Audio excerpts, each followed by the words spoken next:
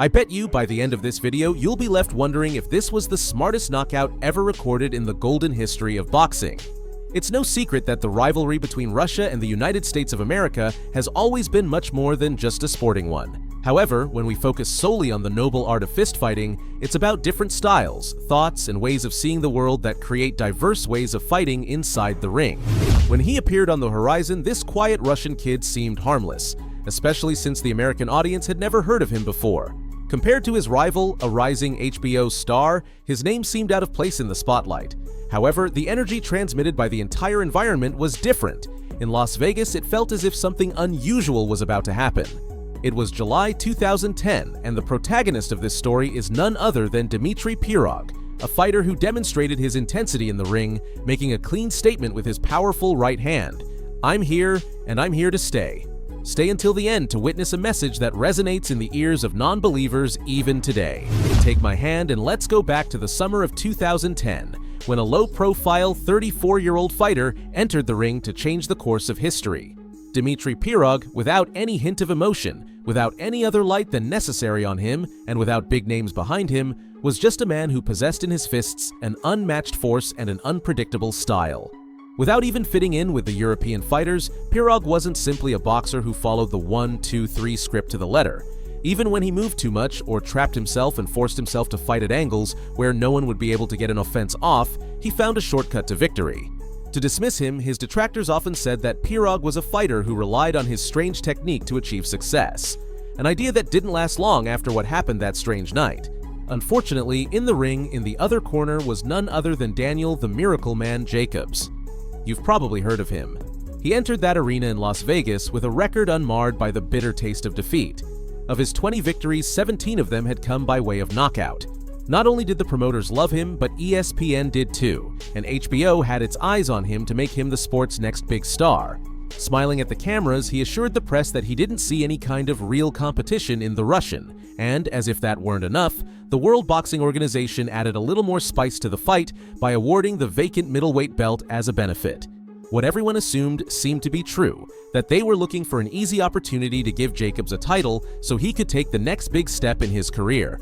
Pirog would simply be a test of fire in the ring, one of those fighters who allow them to showcase their skills and test new strategies on their opponents, but who are incapable of providing real competition. Unfortunately for him, fate is finicky by nature, and the course of events didn't necessarily follow as planned. The Russian proved that using him as a pig to the slaughter had been the biggest mistake of those who simply wanted to see the American triumph. The Miracle Man lost his faith that night. From the start, Pirog dominated the center of the ring without losing his characteristic composure. Eventually, he began to move in a manner uncharacteristic for a boxer, with body language that made his moves impossible to predict.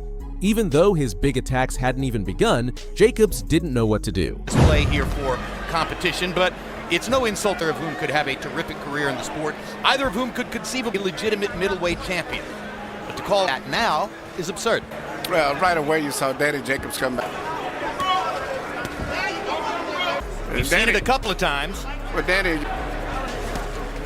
Jacobs still has not found a way really to affect him. In the second round, Pirog threw a double combination that shook Jacobs' world a bit, but it was enough to demonstrate the vulnerability no fighter wants to expose in the ring, much less during the early rounds. Good trained in his corner in Victor Roundtree. Very, I was going to say, right hand by Pirog. Jacobs almost went down. I was going to say, but Still, Pirog decided not to push his luck, and instead of going for the quick knockout, maintained his offensive tempo and added significantly more pressure on the American. It was clear that the Russian was gauging how much pressure he needed to break the opponent who had underestimated him.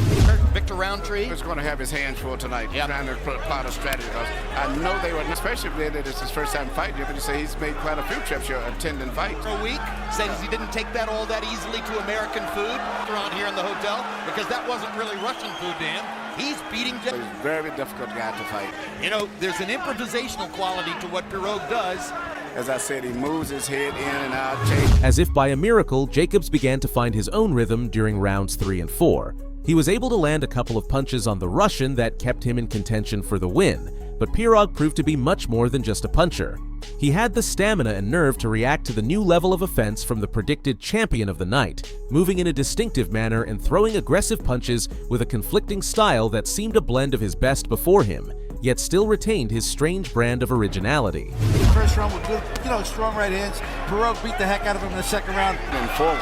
I think it was a pretty close he call. He was bending when he regained his balance. And that's but on the replay looking for exactly that, and I think his bustery's in there for him. Need to be solved. They've saw the boxing different. Do a lot of fake in there, but I haven't saw him land too much except the first time he did it, he was... King to Jacobs in there. For a split second in the 5th round, Jacobs managed to land a powerful left hand on Pirog. He thought it would be enough to get over the top, but instead it was one of the biggest mistakes he could have made in his professional career. He misjudged the Russian's reactivity, who immediately dodged it and launched a right double that landed with ease. No one could believe it. The night's big favorite hadn't just been besieged in every round up to that point. He was taken to the ropes and punished like a rookie. Jacobs' body now lay on his back, sprawled on the canvas. His arms were spread wide like someone who had clearly been defeated, but his pride sent a clear impulse through his body. You need to get up. Good comeback left hook by Jacobs there.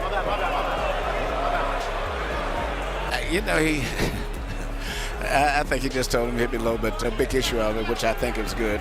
Yeah, I didn't see it. It was low, but I don't think it was intentional, and I don't think it was... Oh, down goes Jacobs on a perfect right hand! For Jacobs, it wouldn't just be his first defeat. He'd be losing the belt that was meant to be the next big step in his career.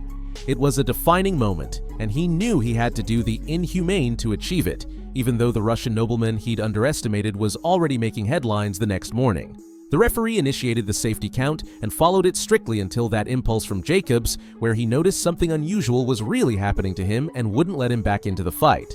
Jacobs never left the canvas despite his attempts, and some say this was also a way to protect him from a much more severe defeat. But the referee was banking on a clean knockout instead of a humiliation in front of his home crowd. The crowd was starting to turn around because Pirog had left them no choice but to start applauding him. There was a new champion in the ring, and he wasn't exactly the person everyone had expected when they entered the arena that night.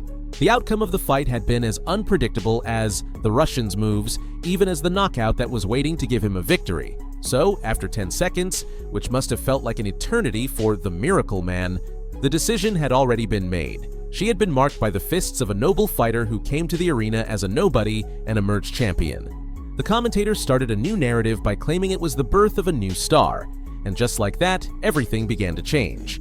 Pirog's name began to resonate in the right places, while Jacobs's began to fade. Now, the image of him was that of a promising fighter dying on the canvas in his first big fight. Once beloved by the heavyweights outside the ring, he began to be despised. It serves no purpose to boost a young star who loses to unknowns. That night, Pirog not only managed to win against all odds, he stole the moment, and that's why he's the undisputed star of this video. If you didn't know him, you'd better catch up. He's a quiet and modest figure, but that doesn't mean he's any less interesting. If you've made it this far, thank you. Remember, there's no better way to support my content than by liking the video. What do you think went wrong for Daniels that night? Is your faith in the Miracle Man still intact after this trivial setback in his career? I'll read you in the comments.